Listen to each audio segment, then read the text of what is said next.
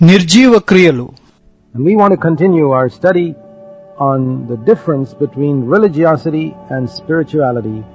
మతాశక్తికి ఆత్మానుసారతకు మధ్యనున్న తేడాను గుర్చిన మన ధ్యానాన్ని మనం కొనసాగిద్దాము. And today we want to think particularly on the subject of dead works. ఈ రోజున మనం ప్రత్యేకంగా నిర్జీవ క్రియలు అనే అంశం గురించి ఆలోచిద్దాము. The New Testament speaks of the works of the flesh in Galatians 5 verse 19.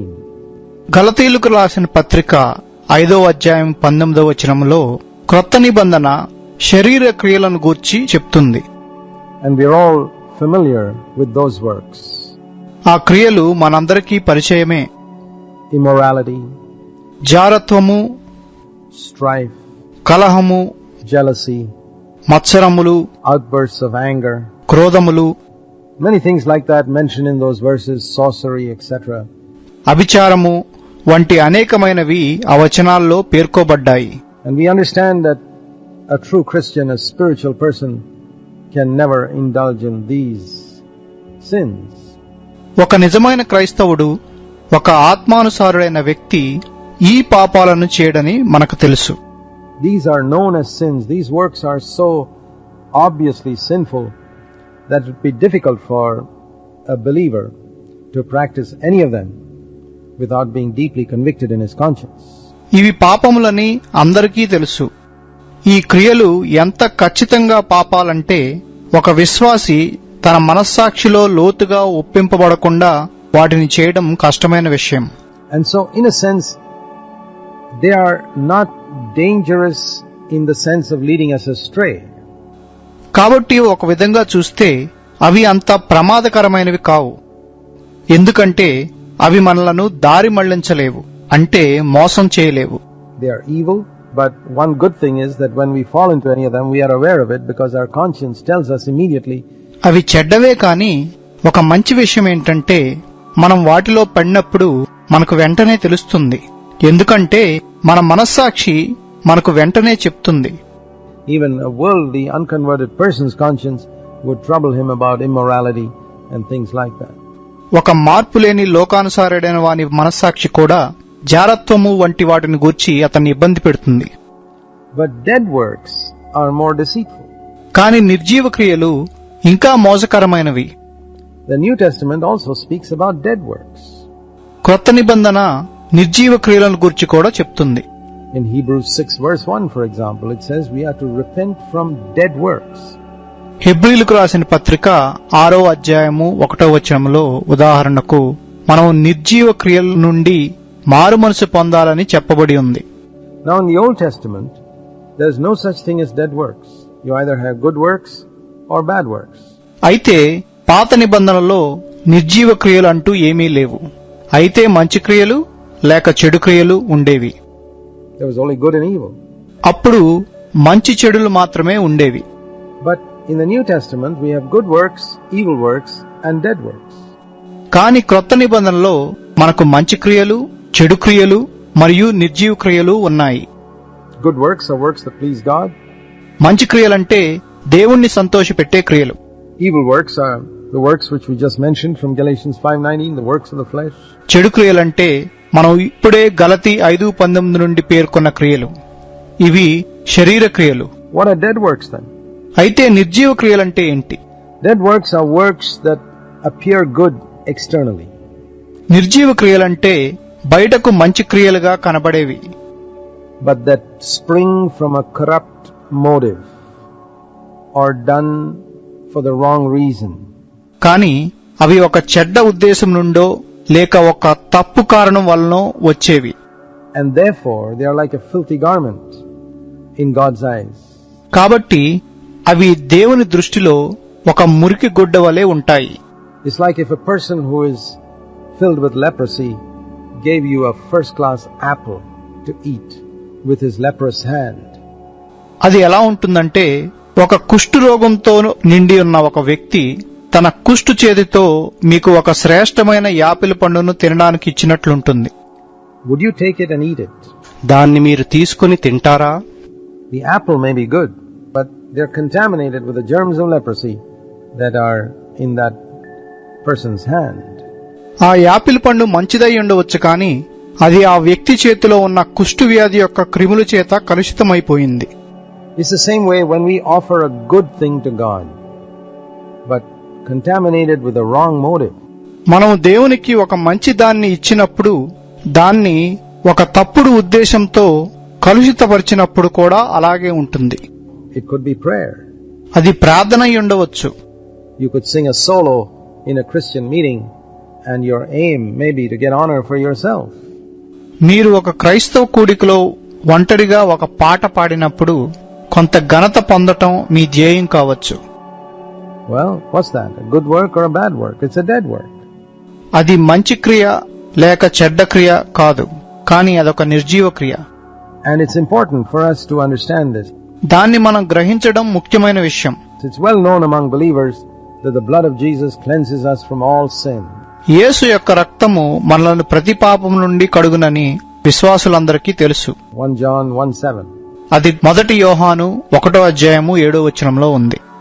But what is not so well known is that in Hebrews 9:14, కానీ అంతగా తెలియనిదేంటంటే హెబ్రీయులకు రాసిన పత్రిక 9:14 it says, the blood of Christ must also cleanse us from dead works before we can serve the living God aright. మనం సజీవుడైన దేవుణ్ణి సరిగా సేవించగలిగే ముందు క్రీస్తు రక్తము మనలను నిర్జీవ క్రియల నుండి కూడా శుద్ధి చేయాలని చెప్పబడింది. So, what does the blood of Christ cleanse us from? కాబట్టి క్రీస్తు రక్తము మనలను దేని నుండి శుద్ధులుగా చేయాలి? Not only sin, it must also cleanse us from dead works. పాపము నుండే కాదు, నిర్జీవ క్రియల నుండి కూడా అది మనల్ని శుద్ధులుగా చేయాలి. And therefore, it's very, very important for us to have a very clear understanding as to what dead works are. కాబట్టి నిర్జీవ క్రియలంటే ఏమిటో మనం స్పష్టమైన గ్రహింపు కలిగి ఉండటం మనకు ఎంతో ముఖ్యమైన విషయం. So let's look at some of the type of works which we could call our dead works. కనుక నిర్జీవ క్రియలని మనం పిలవగలిగే కొన్ని రకాలైన క్రియలను మనం చూద్దాం. First of all, dead works are works done without any joy. మొట్టమొదటిగా నిర్జీవ క్రియలంటే సంతోషం లేకుండా చేసే క్రియలు. In other words, works done out of compulsion or necessity or because of the fear of punishment or something like that. వేరే మాటల్లో చెప్పాలంటే బలవంతం వల్ల లేక అవసరత వలనో లేక శిక్షకు భయపడే చేసే క్రియలు. You know, you can get your son, for example, to obey you to do his homework when he wants to play out in the field. ఉదాహరణకు మీ కుమారుడు బయట మైదానంలో ఆడుకోవాలనుకున్నప్పుడు మీరు వాడిని homework చేయించవచ్చు. But you force him to come in with the threat of punishing him with a cane if he doesn't listen. వాడు చెప్పిన మాట వినకపోతే బెత్తంతో కొడతానని బెదిరించి వాడిని లోపలికి వచ్చేలాగా బలవంత పెడతారు. And he sits down with a grumpy face at his table and does his homework. వాడు కోపంతో బల్ల యొద్ద కూర్చుని తన హోంవర్క్ చేస్తాడు.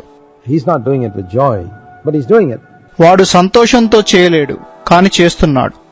The homework is a good thing to do, but it's done out of compulsion. Homework చేయడం మంచిదే, కానీ దాన్ని బలవంతం వల్ల చేశాడు.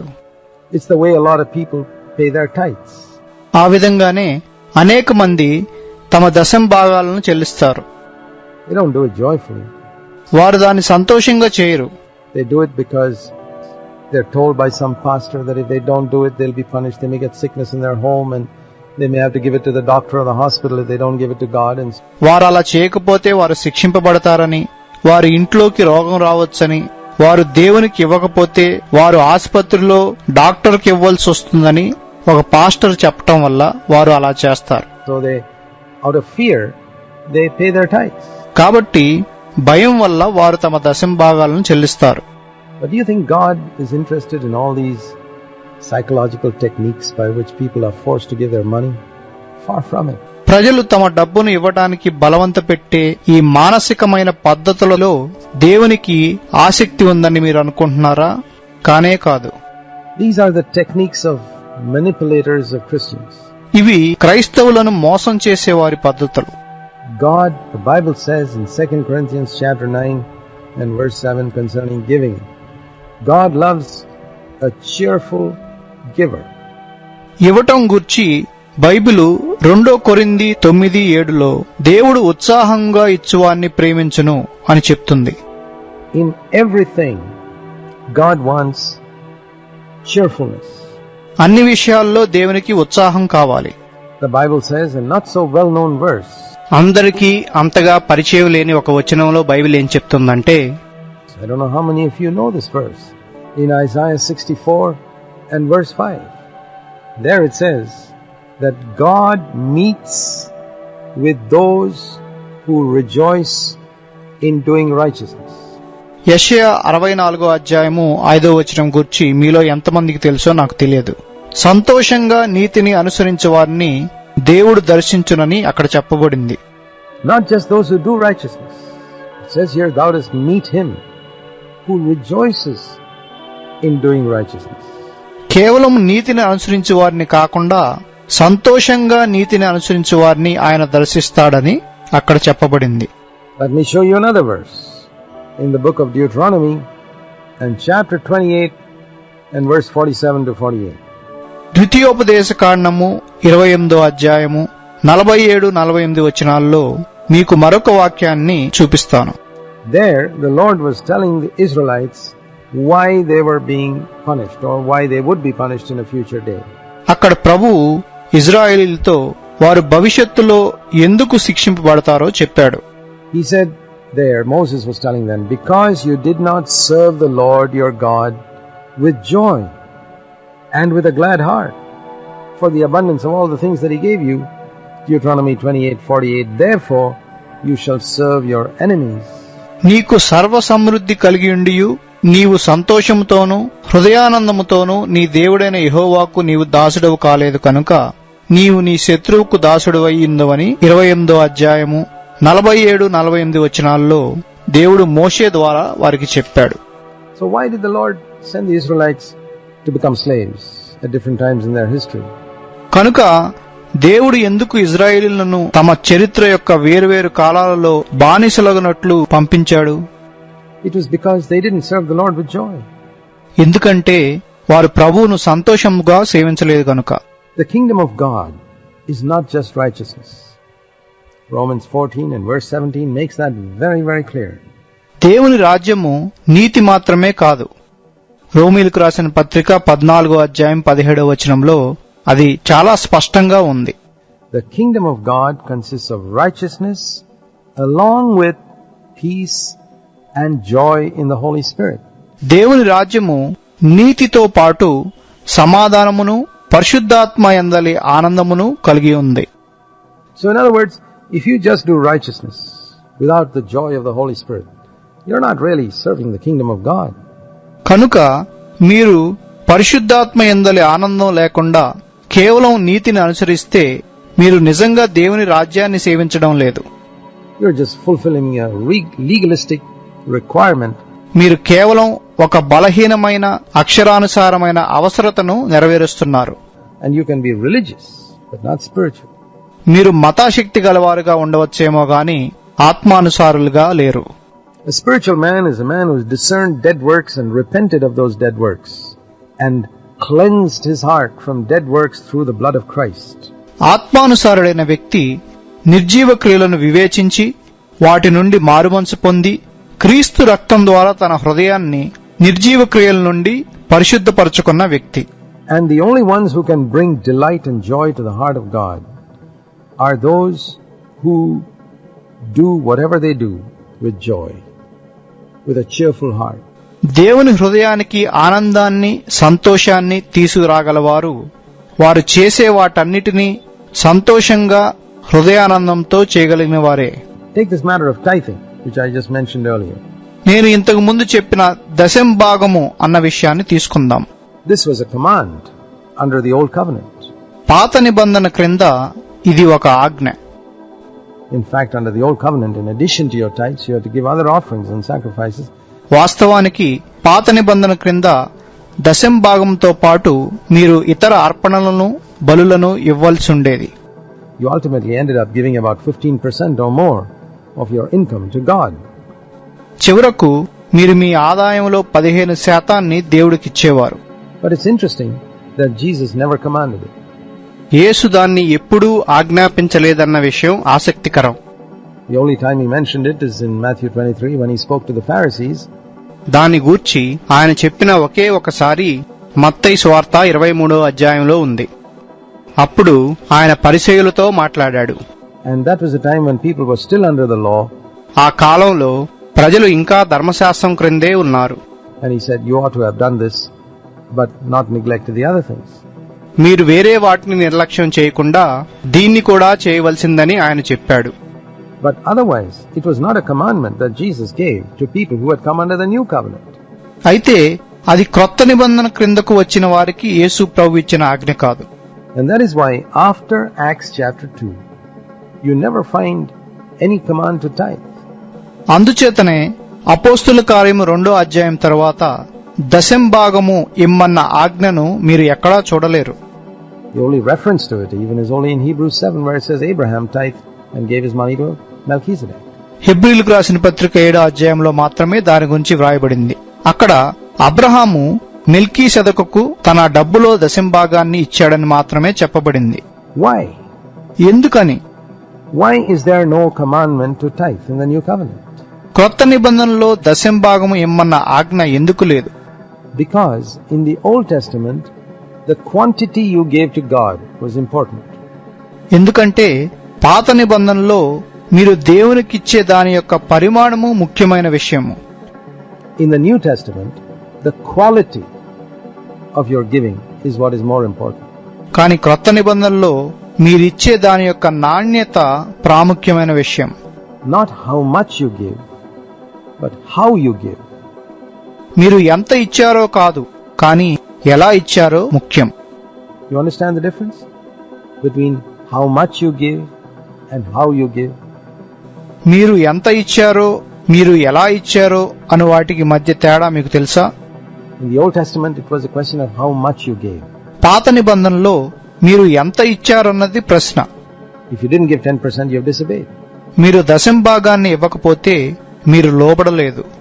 In fact, in the last page of the Old Testament, Malachi chapter 3 verse 10, it says, నిజానికి పాత నిబంధన చివరి పేజీలో మలాకీ గ్రంథము 3వ అధ్యాయము 10వ వచనంలో, you are robbers, God says. You have not brought the tithe into the storehouse. Bring the tithe in and see how I will bless you. మీరు నిధిలోకి మీ దశంభాగాన్ని తేలేదు గనుక మీరు దొంగలు. మీరు దశంభాగాన్ని తెస్తే నేను మిమ్మును ఎలా దీవిస్తానో మీరు చూస్తారు అని దేవుడు చెప్పాడు. But once you finish with Malachi, that's the end of it. Malachi తర్వాత దాని గూర్చి మనం ఎక్కడా చదవము. అదే దాని అంతము. When you come into the new covenant, we read in 2 Corinthians 9, the Lord is interested in your giving with joy. మీరు క్రొత్త నిబంధనకు వచ్చినప్పుడు మీరు సంతోషంగా ఇవ్వడంలో ప్రభు ఆసక్తి కలిగి ఉన్నాడని మనం 2 కొరింథీ 9వ అధ్యాయంలో చదువుతాం. And why is it then so many people are being compelled to pay their tithes reluctantly?